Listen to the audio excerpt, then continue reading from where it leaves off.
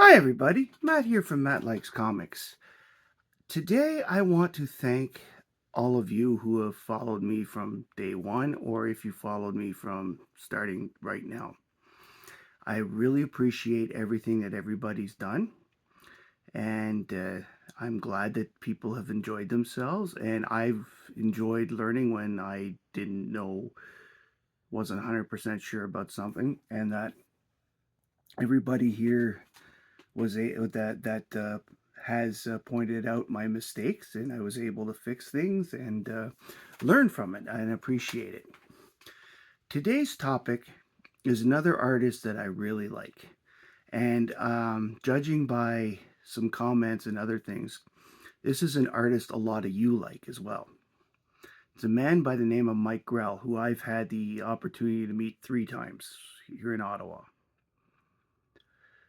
Now, Mike Grell was born on the 13th September 1947. However, all the research that I did on the internet nowhere lists his birthplace. All we know is that he's born in the United States. And he studied at the University of Wisconsin in Green Bay, so he's probably from Wisconsin to that area. The Chicago Academy of Fine Art, and he took the famous artist school correspondence course for cartooning. He then spent 4 years in the United States Air Force, which is pretty cool. We thank him. His career began in 1972 as Dale Messick's assistant on the Brenda Starr strip. Now, I'm not familiar with this strip, so I wasn't sure where or what to look for with it. So I don't really have samples or examples to talk about. I used to read, excuse me, I used to read a lot of newspaper strips when I was younger. It was one of the reasons why I became a big fan of comics. So we moved now to 1973, where Mike moved to New York City and began his relationship with DC Comics. He worked on characters such as Aquaman, Green Arrow, and the Phantom Stranger. Basically, if Jim Aparo was off for a month, he filled for Jim Aparo a little bit. Because you'll notice that all of the characters I mentioned are Jim Aparo characters. Although Green Arrow at the time, he didn't do too much. Aparo didn't do too much, but he was doing the odd one. His first big work with DC was as the penciler and inking on the Legion of Superheroes number 202. And that would be this book right here. He did inking for Dave Cockrum in this issue, and a bit of pencils because Cockrum didn't quite finish the story. This was the month that Dave Cockrum decided to quit DC Comics abruptly, and because of that, Mike was able to walk into a regular job, starting with this next issue, Superboy and the Legion of Superheroes number 203. Now, what's really interesting about this one is it's the death of the original Invisible Kid, Lyle Nork, and Mike got to walk into that job instantly.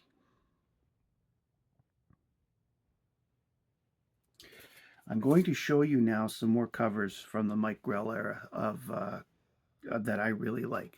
And I'm actually going to start with this book, 209, which I had signed by Mike Grell and Jim Shooter. Jim Shooter wrote the story. So I have a double signature on this book. It is actually one of the best stories from this era. It's pretty cool where Princess Projectra has some sort of coma, and the only way she can be filled is if people can take out whatever the poison or whatever it is that's causing the coma out of her. And as you can see here, the Karate Kid tries. I mean, he loves her, right? And you know, it doesn't work because apparently it's too much pain for one person to handle. And the solution to it is really interesting and only could happen because of the Legion of Superheroes. One of my favorite books from that era, as I said, because it has some of my favorite characters in it. Next up, there's issue 213 of Superboy and the Legion. I think that this is a fantastic cover. And if you take a look,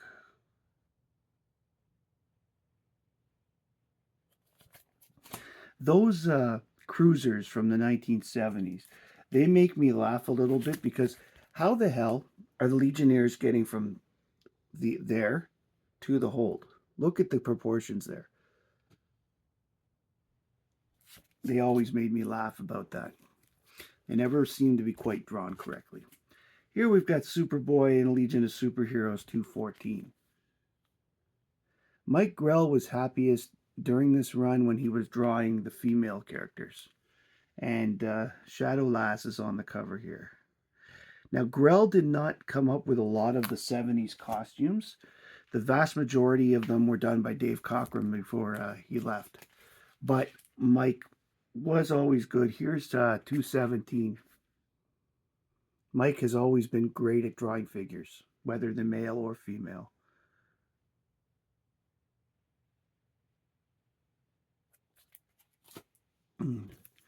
And here we have Superboy and Legion of Superheroes 218. Mike Grell was the first person to draw the character Tyrock, who was the actual first African black, because he was from Africa, so black superhero to join the Legion of Superheroes. Tyrock didn't stay very long, but he was still a integral part of the 1970s Legion. The last one I'm going to show is one of the biggest things that he ever did, literally. Mike Grell had the opportunity to be the artist for this, which is The Wedding of Saturn Girl and Lightning Lad. This is comic C55 of the big Treasury edition type things. And Grell did all the interior art, both pencils and inking. In fact, he pretty much did pencils and inking for most of his run of the Legion. And this is a big boy right here because of its significance. I wouldn't call it a major key per se, but I definitely call it more than a minor key. I'd call it a medium key. These are not cheap and they're actually hard to find, but they're not as sought after as they should be. So that's why I would put that in that category. But this took me 6 years from the day I tried to get one to the day I finally got one. Thanks, Chris. So next up in his career, he ended up creating a character that was in the first issue special number 8, which I don't have a copy of. It's stuck in the mail. In 1975. This ended up being the first appearance of a character named Travis Morgan, better known as the Warlord. The Warlord is his baby. Unfortunately, he doesn't own the rights. It is a DC. It was done under the auspices of the creator clause, where so DC got to retain the rights to the Warlord. He did the art for about half the issues, but wrote from the majority. Late in the run, it started getting written by his wife at the time, Sharon Grell, when he had moved on to other companies and such. Warlord 1 came out in February 1976 cover date. And Mike was credited as writer and artist. So I'm going to take the time right now to show you some issues of Warlord that I have. This is issue 40.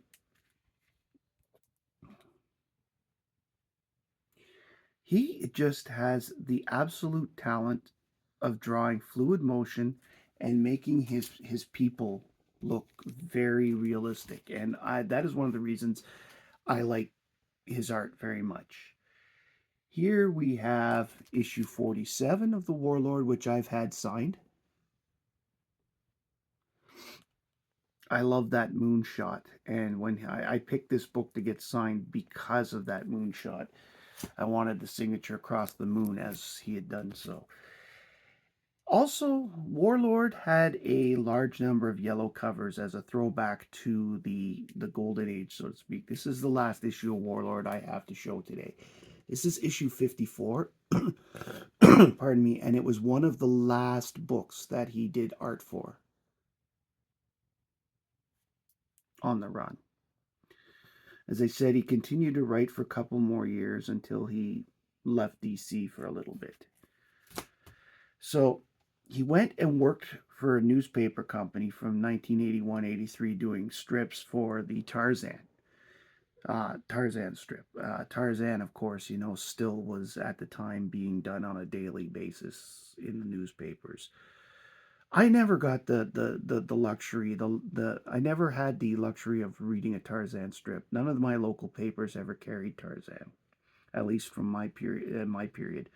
So I was never able to do this. And again, finding individual strips online sometimes can be difficult, especially when you have something like Tarzan and is owned by an estate that's outside of the norm in the comic books things, because you've got Tarzan, which is owned by the Edgar Rice Burroughs estate, and not always available to be done. There is, by the way, a new Tarzan series coming, but that's off the beaten path and won't have Mike's art in it. Okay. After that, he created on his own for First Comics a character by the name of John Sable, Freelance. Now, again, I have number issue 1 of this series coming, and it's stuck in the mail. Thank you very much, Canada Post. At the time of this recording, there's a big mail strike going on here in Canada. But I do have 3 other issues from this series. And he did the writing and all the art again for this. And this one here is John Sable, Freelance number 10.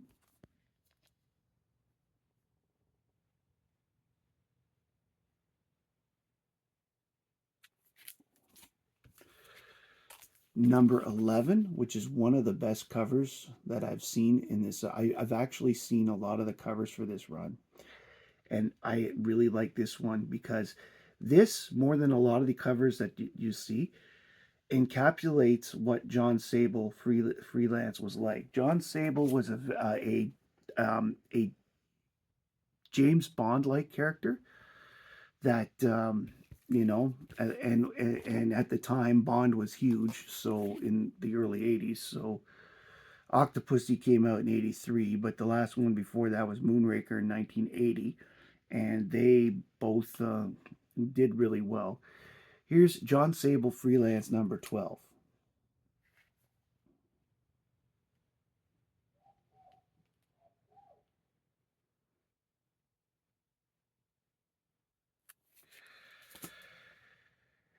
So he was, as I said, the John Sable had decent sales for a non Big Two book.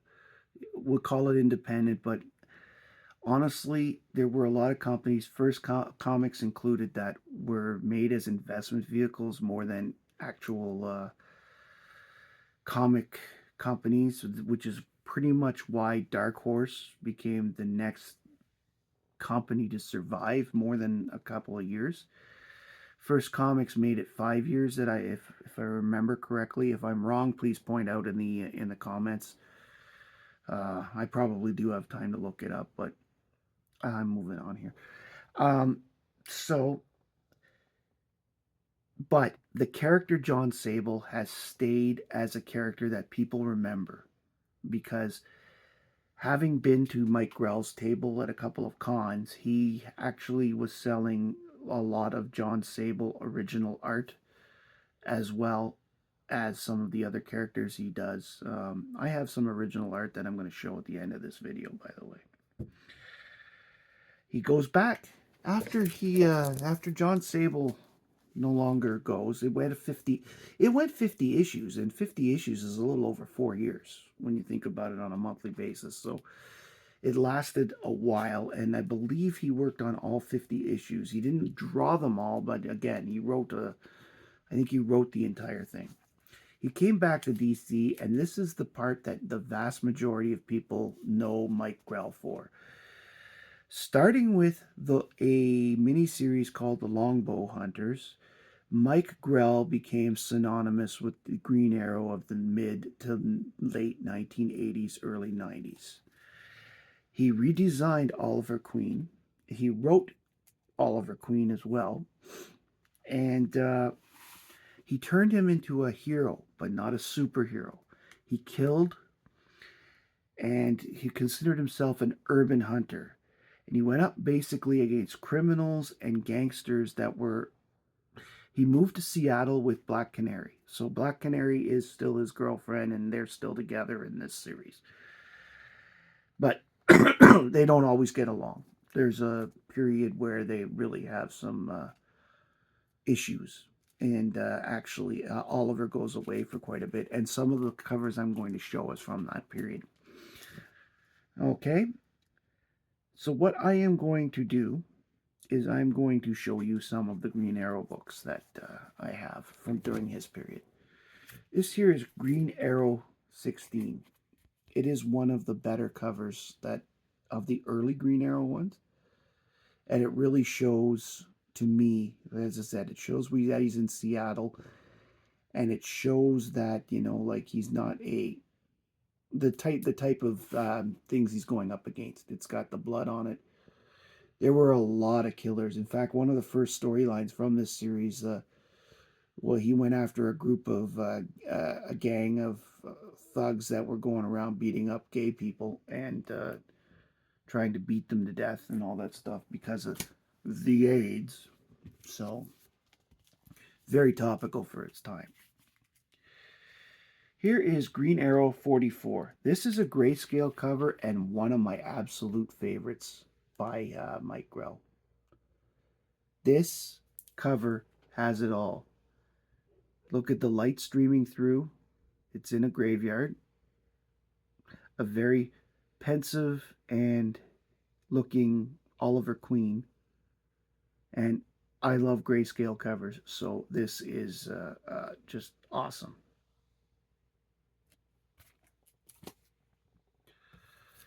Next up, we have Green Arrow 45, which was the beginning of a storyline that defined Green Arrow as a traveler. And again, this storyline here showed exactly how good a writer Mike Grell is. He's just absolutely fantastic. He's not just an artist. He understands comics. Comics are the medium that it's a great thing for us that he got into comics, because I was sorely not, comics would be missing a lot without Mike Grell. Here is issue 52. This is the return of Oliver Queen to Seattle, just as Black Canary not wearing her yellow. She didn't wear her yellow wig a lot in this series. And she didn't wear, just like Oliver Queen didn't wear her regular costume. She just would go out in civvies and do things. And here she is in a little bit of a pickle. And Oliver's here to save the day. Excuse me. And the last book I have today to show of Mike Grell's work, I had 6 more books and they're all stuck in the mail. It's driving me crazy, and I just wanted to make this video because I love Mike Grell's work so much, and I really like doing this. Although not the biggest deep dive, so to speak, I do like diving into artists or series as much as I like showing top 10s and hauls. This is Green Arrow 55, and I pulled this one out because this cover is very powerful. Now, I personally don't like capital punishment. I don't like the idea of taking a life. Nobody has the right to take a life. But in jurisdictions where it exists, it should be a tool that the prosecutor uses. But the hangman's noose is something that always puts a little chill in me, because the idea that has got to be one of the more painful ways that you could kill somebody. And it's certainly, and like usually it's done in front of people, so it's usually you're making a big spectacle as you go. Um, he then, after he finished Green Arrow, he started doing work for on the series License to Kill James Bond, and he did another original book called Permission to Die. Okay, his next project was called Shaman's Tears, which was a story about a half Sioux gentleman who returns to the reservation, and by Sioux I mean Sioux, the Native American tribe, who returns to that reservation that he left as an adult. John Sable was brought back for this series as a guest star, so he was able to get it in. And there was also a spin-off called Bar Sinister from this series, which was about a group of escaped government experimental subjects. Now, Shaman's Tears was put out by Image Comics, and Bar Sinister was put out by Valiant Comics. So Mike managed to have relationships with a lot of other companies. He even moved on to Marvel and did some Iron Man work in the 2000s, but he currently mostly does freelance work for DC, usually when it's a character like Green Arrow that he's famous for, if they need him for a one shot, for example, or on the Arrow TV show. Mike Grell was the one who drew on season 1 where there was a wanted poster for the hood, so to speak. Mike Grell was the artist that did the wanted poster, and that's what I mean by freelance Green Arrow stuff. And for awards, he won an Inkpot Award in 1982 for his work in Warlord. Now, that is the end of the prepared script I have. I'm going to. I have always been a fan of Mike Grell's. I've liked him from day one. A lot of it is because, yes, he did the Legion of Superheroes in the 1970s. And a lot of it is because I liked the Green Arrow series in the 1980s. I was an original, back in my old collecting days, I was an original subscriber, and I had bought the first 2 years of the Green Arrow series while Mike Grell was working on it. And I remember that next to Jim Aparo and him, they were two of the best artists I enjoyed during that period, because Kurt Swan was winding up. He was in the mid 80s. He was only doing the Action Comics Weekly for the Superman two pager, so he was doing almost nothing at this point. So I would have to say that there was a good, with George Perez and him and Jim Aparo, there was a good run where Mike Grell was probably one of my favorites in terms of pure art. Like his form work is just fantastic, and I'm going to show that here in this original Princess Leia art piece that I bought from him. I had it signed to my son and myself because at the time I bought this, my son was really into Princess Leia. I think it was his first crush. And so when I saw this, I decided to pay the $30 and buy it. And I haven't got around to framing it yet because I really don't have the space to put a lot of stuff up. As you can see, this is pretty much my comic area. Excuse me. If you like this video, please like, subscribe, and comment below. And I would like to see in the comment section what you think of Mike Grell. Do you like him? Do you hate him? If you liked him, what did you collect? What did you think was his best work? If you know what he had for dinner last week, go ahead and comment. We're happy to see it. I'm just happy to present this to you because I think that he is one of the best artists from the 1970s, 80s, and 90s, because his 2000s work is not very much. I don't think he's in retirement, but I think he's He does the con circuit a lot. Like he goes to about 20 to 30 cons a year. So, at least according to his website. So that doesn't leave as much time for doing projects. And honestly, a guy like Mike Grell could make a good living off of doing commissions and stuff. So I hope he comes back to Ottawa soon. I would like to get more art from him, and I'd like to get more autographs from him. And he's a genuinely nice guy to talk with. He tells his stories, and I got to learn the last time I saw him. I got to learn a lot about what it was like working with Jim Shooter in the 70s on the Legion of Superheroes. Anyway, my name's Matt, and I like comics. And I hope you do too. Thanks for joining me today.